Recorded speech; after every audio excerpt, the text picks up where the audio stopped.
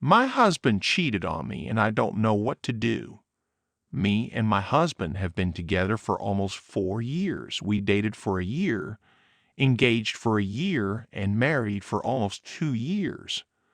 We've had issues in the past having to do with his drinking / overindulgence. I would express my frustration every time he would get drunk, and he wouldn't see the big deal in it. He transitioned to only drinking on the weekends, but even then he would drink and was still an issue because he wouldn't know when to stop. And he's the kind of man to never bring up his own frustrations with me unless he's been drinking. So whenever he'd get drunk and I'd express my annoyance with him, it would turn into a huge argument about past things that he's held on to about things that I do that upset him. We've never had issues with trust, and I honestly never thought that he would do this to me. At the end of summertime last year, we decided to move to a different state because the one we were living in we could not afford anymore. Before we moved, he talked about going to a different denomination of Christianity that we've been going to. He grew up a Christian, but not really going to church regularly until he met me. I grew up Pentecostal and have been going to church since I was a child. His family over the last 5 or so years have come to be Orthodox Christians, which he became very interested in. Before we moved, I told him I would try going to this church if this is something he wanted to try. But if I didn't like it, I don't want to be forced to go to this church. He said he wouldn't force me into anything, and that was that. So fast forward, we moved here and started going to that church. His drinking was still an issue, and even though I thought the church and everyone there was very kind, I just didn't feel right going there. I expressed that to him, and he told me I should bring my concerns to the priest of the church. I haven't done that, and I don't know if I will. Fast forward to a month ago, it was a Friday night, and I was at work. He works construction, and I work in the service industry, so we have opposite schedules most of the time. He decided to go out to a bar with his brother and cousins and their friends. All of them are married or have girlfriends, and like I said, there's been no breach of trust ever, so I had no reason not to trust him. I got home from work around 10 p.m., and he called me and said I should come out. I said I don't really feel like it, and he said that's okay, and he'd be home soon. 2 hours go by, and he's still out. He called me multiple times, multiple being like 10 times, drunk and confused and lost and alone. So I told him to get an Uber back home. He said okay, but then I heard his brother on the other end say, "There you are." So I told him to stay with his brother and come home soon. 2 hours go by. It's 2 a.m. and all the bars close at this time. We share our locations with each other so I could see where he was. I texted him and told him to get home, and I fell asleep by my phone. I get a call from his brother saying that they lost him and they couldn't find him. They had left him downtown alone. So I'll call him again, and I heard a woman on the other end laughing. He picks up and says hello. And I said, "Who is that?" And he said, "Just a friend." I said, "Don't lie to me. Who is that?" He said, "There's no one here. Listen." Silence. He blatantly lies. So I said, "Get home now. If you're not home in 20 minutes, I'm locking you out." He says, "Okay." I watch his location start to move like 10 minutes later. We live like 15 minutes from where he was, and it took him an hour to get home. I watched his location go into different neighborhoods and turn around, and he took the weirdest and longest way home. His location never stopped during those movements, so I don't even know if anything more than what I ended up seeing happened.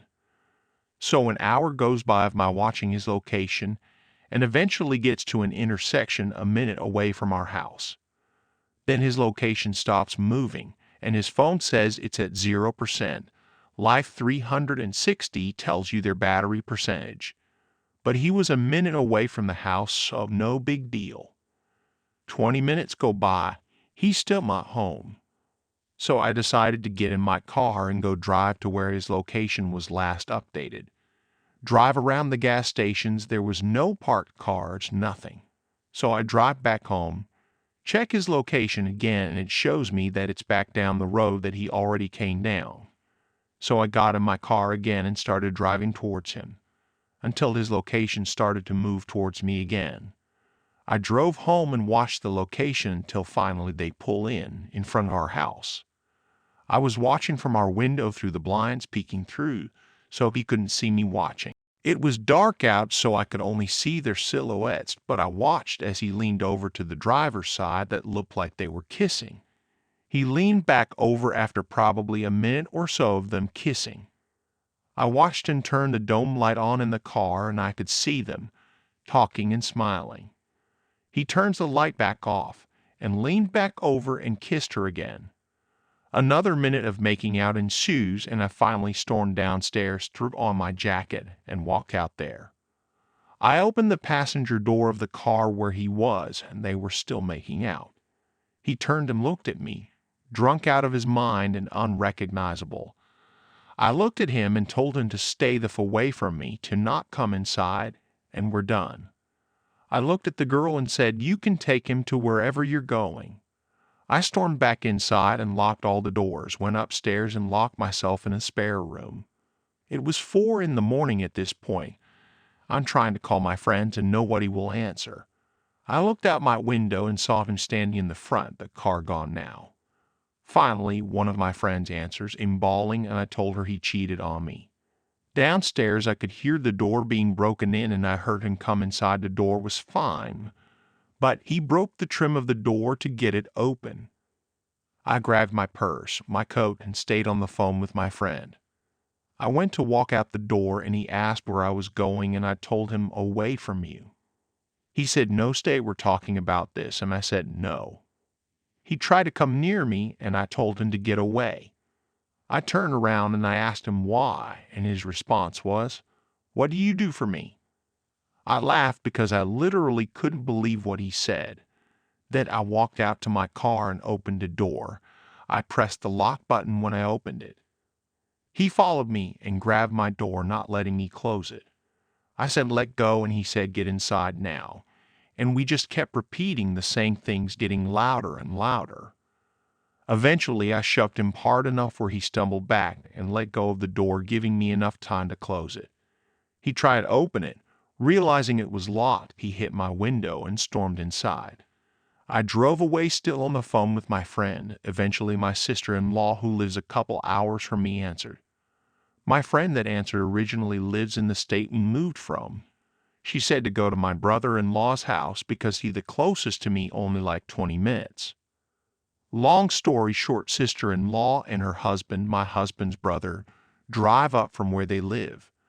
They went to go check on my husband before coming to me.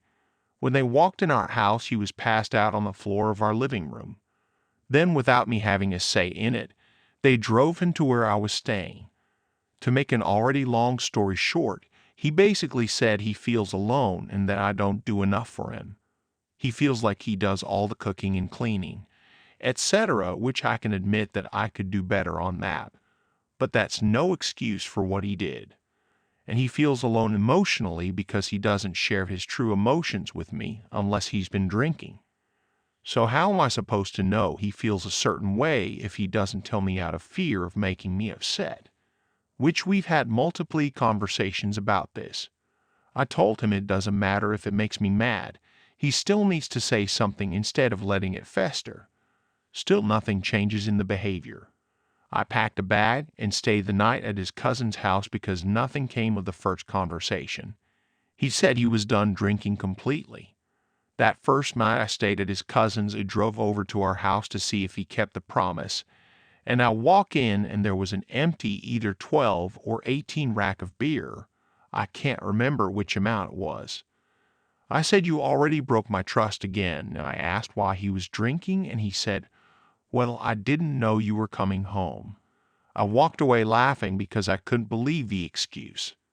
I said that he should be begging on his knees for me not to leave him. I said how lucky he was to have me. I am the most loyal person you will ever meet. And I have had many men approach me wanting to ask me out, but I never thought for a second about doing anything like that because I am married. My friends bought me a ticket home the next day and I stayed there for a couple of days. I made the decision to stay and try to work on it because I love him so much.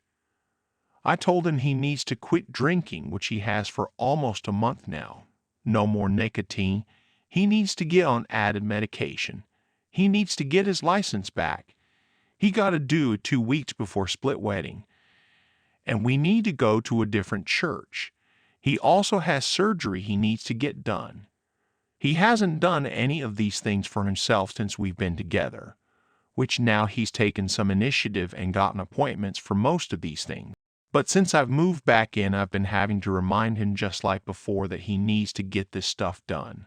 I feel like a mother to him sometimes. We have an appointment for marriage counseling next week. We had to fill out intake forms for it, and I read his and he stated the only issues we have is trust because of his infidelity, even though we have a lot more issues than that. I am struggling with the thought of this happening again 10 years down the line, but then we have kids involved. In struggling with the fact that he might come to resent me because he wants to go to that church, but I don't want to. He said he'll go to a different church because he wants to save our marriage, which sounds like a very likely possibility of resentment arising in the future. I'm afraid that he will go right back to what he was doing before and making me nag him over and over about certain things. I know this is long and I don't know how subreddits work, so this could get taken down. I just don't know what to do anymore. I would love honest advice. I can answer any questions because I couldn't very well fit all our relationship fights or conversations in one post. Something important I should have definitely included that he did apologize multiple times. Not the night it happened, but when his family brought him over to see me, he did apologize. He's the one that brought counseling, if that makes any difference.